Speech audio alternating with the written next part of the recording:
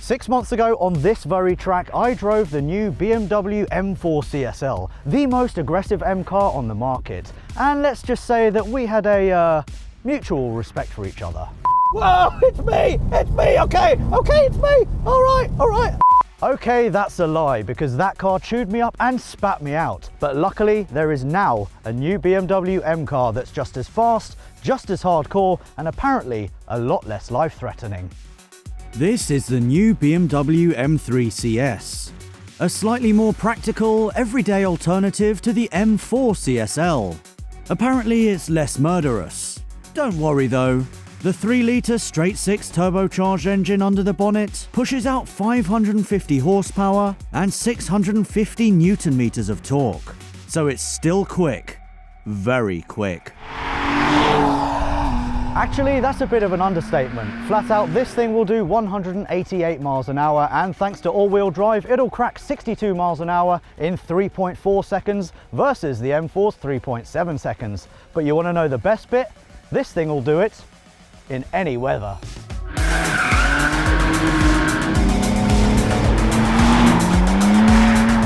I mean, just take a look at this. I'm going to put my foot flat to the floor, and it just goes. Nothing bad happens. Do that in a BMW M3 CSL, as I proved last time, and you'll end up backwards, in a hedge, probably on fire. But of course, if you do want to channel this car's inner M3 CSL, all you need to do is go to two-wheel drive, knock it into third, and send it. There we go. Rear-wheel drive for the win, yeah! And then you lose traction, and then you're in a hedge again. Whoa, whoa, where are we going, BMW? It is an absolute hooligan. And in slippery conditions like this, my God, does it really fling this car around the track.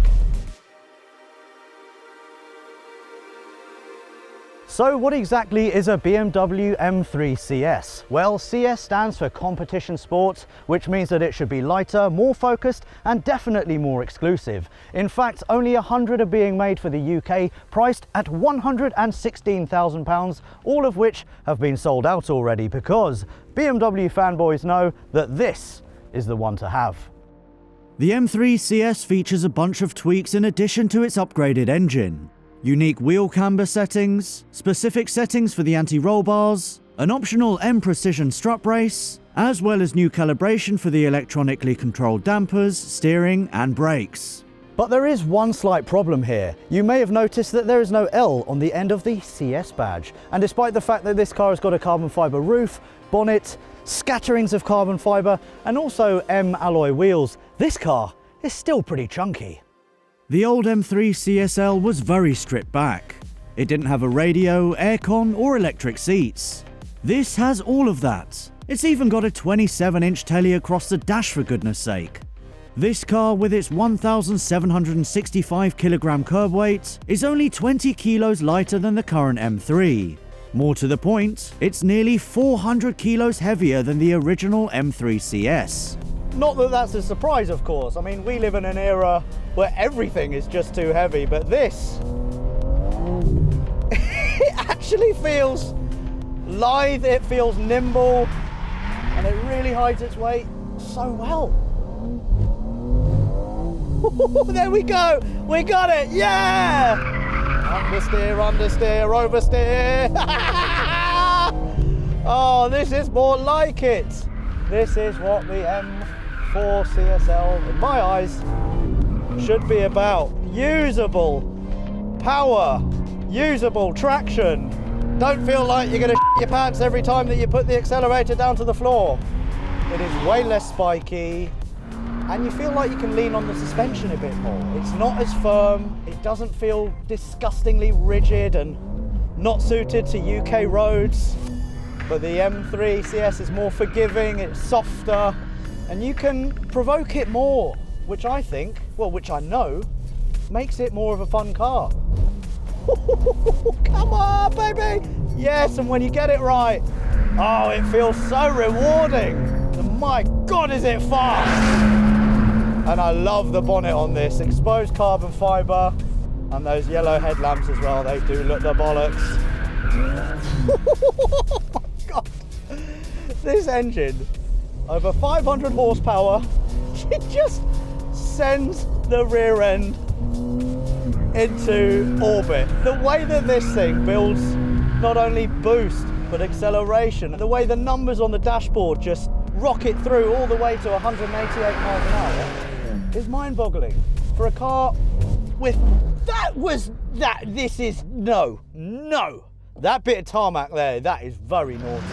And I do have traction completely off and I'm in two-wheel drive mode. I wouldn't do that in the M4 CSL because that, I'd have died again for the 10th time. Now that engine, 3 litre turbocharged over 500 horsepower, is an absolute masterpiece and kitted out with titanium rear exhausts. It sounds pretty good as well. Very, very noisy car, very, very raucous, very lively, but I love it. It's a car that you just want to spend hours in, getting that drift absolutely nailed. As for the transmission, they've done away with the DCT for the M3 CS, but it bangs through the gears like gunshots. It just goes boom, boom, boom. There we go. There we have. We got it. We've got it. There. Finally. That is a lot of opposite lock there. One of the coolest things is that you can set the car up exactly how you want using 2 shortcut buttons, M1 and M2. M1 can be used to store your everyday drive settings, soft suspension and slow engine response for example. And M2 can be used as a shortcut for when you want to have fun. I genuinely like this car. And for me, the M3 body shape is the one to have. There are so many M4s, so many coupes, it just gets a bit boring. Dare to be different. And with the M3 CS, you got certainly that. Lively, absolutely lively. Now as for interior, it's great. My favorite feature of the interior has got to be these carbon fiber paddles here for the gears. I love the way they look. They're very, very tactile. They're ribbed for added pleasure at the rear. That's what he said. And they're very, very usable. Come on. That noise is very, very addictive. Steering wheel as well is a nice design.